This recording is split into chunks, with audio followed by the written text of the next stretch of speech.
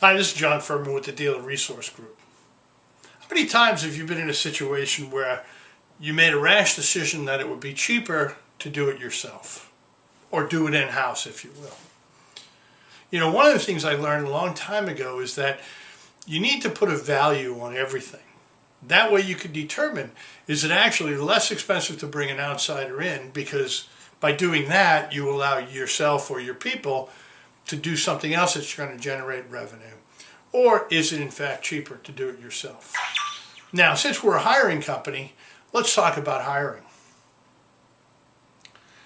I've seen so many dealers talk about advertising for free on Craigslist. Well, there's nothing wrong with that. In our approach, one of the areas that we do is we use 60 different job sites, but we certainly use Craigslist because it does get a lot of exposure.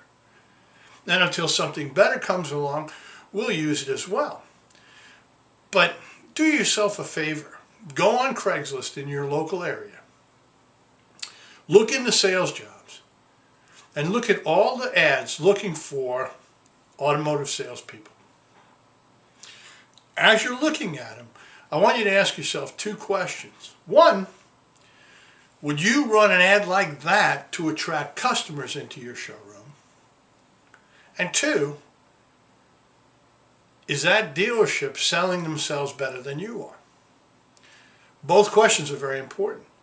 All too often, we have ads that are 1 or 2 lines long that they're disappointed that they're not getting the interviews. We had a dealer that we've done several times now over the years, and before we were there, they'd run ads and get 1 or 2 interviews for the course of the week. And we go down there and get 42 interviews. Why? Well, the ad.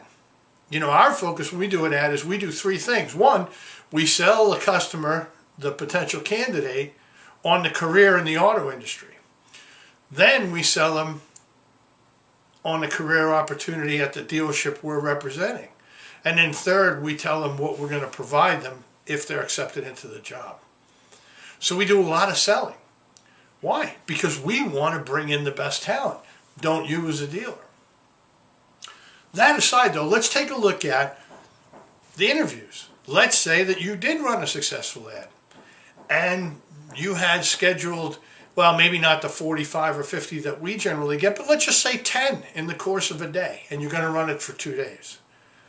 So that's 20 interviews. But let's just talk about the 10 each day. Who's going to do the interviews? Again, I see 2 possibilities. In some dealerships, they simply have the sales manager do the interviews because that's who's going to be working with the candidates. And on some levels, that makes a lot of sense. In other dealerships, which I don't understand, they simply have them fill out applications and tell them they'll get back to them. They never meet the people. They hire applications rather than applicants. All right? But let's just look at the next step up, the better dealer, who at least is going to have the sales manager, the one who's going to end up working with these people, doing the interviews. Well, let me ask you this. If you're like most stores and your sales manager is actively involved in closing deals, how many deals are going to get away while they're interviewing 10 people each day? Let's be real pessimistic and say they only lose 1. What's your average gross? That's one of those hidden costs. Okay, so let's just say 1 deal, and just follow me here, and you're going to lose $2,000 in potential gross profit. So we're going to put that $2,000 aside for now. All right, so you go through your 2 days, and you only lost 1 deal, and you got some candidates that you want to bring in. Who's going to train them? How long are you going to train them for? What exactly are you going to teach them? Now, I see too many places, the first thing they do is they throw the potential salesperson on the computer to learn the product. Gang, I got to tell you, I've trained a lot of people and back in the day sold a lot of cars and kept a lot of customers happy. My product knowledge would not even put me in the top third of people in my dealership, but I generally outsold them.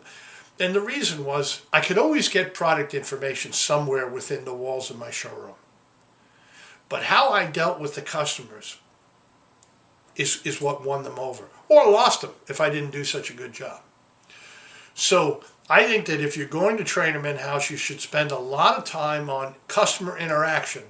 And then once they get down on your sales floor, have them gradually start training, over the next week, 2, 3 weeks on product knowledge to get them certified by your manufacturer.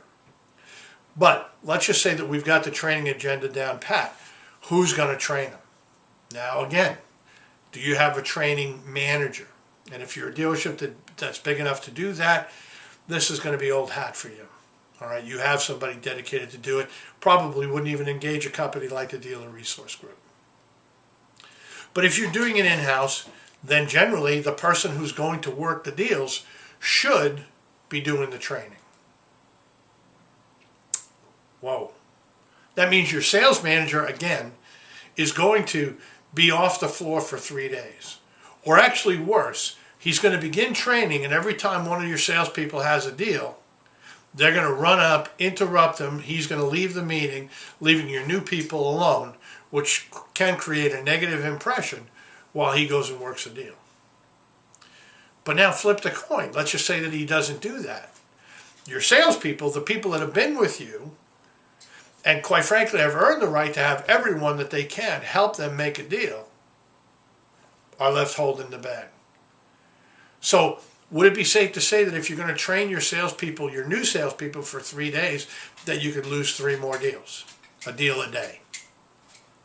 Well, if that's possible, and again, our average gross is $2,000, that's a total of 4 deals lost in the process, or $8,000. Now, I don't know about you, but we've run hiring campaigns for some of the bigger dealer groups in the United States to standalone mom and pop store that only needed 3 or 4 salespeople. And even in the bigger stores, it never cost them near $8,000. But here's the real benefit. With our program, we can show you how to end up at 0 net cost for your salespeople if you allow us to fully utilize the program. How does that work? Well, basically, you would cover the initial cost for each student that we hired, and we only hire them after you approve. We don't staff other dealerships on your dime, is what I'm saying. We don't throw 20 people in a classroom, and then whichever ones you don't hire, we go place someplace else. I have a problem with that ethically, but it doesn't make it right or wrong. It's just something that we don't deal with. The other thing is, we also believe that the salespeople should have some skin in the game. But we never charge them money up front. The reason being is, I don't think you or any other dealer that's smart enough to be in business wants to lose a very talented individual over money. So what we always recommend is the dealership is invoiced for each person they hire up front. And then the salesperson, after they're hired, pays the dealership back through payroll deduction at a very, very small rate over, let's just say, 7 or 8 weeks. So it doesn't cost the salesperson a lot of money. It doesn't cost the dealership any money. If you keep the person for 8 weeks, they're totally paid for. You're paid back, and your net cost for training is 0. Now, if you have any questions or you'd like to hear more about it, please contact us. Visit our website. Tell us you want to talk to us. We'll be happy to get together with you, explain everything, answer your questions. And literally, if you need us next week, we can be in your showroom by Monday, interviewing and hiring. Thanks. Have a great day.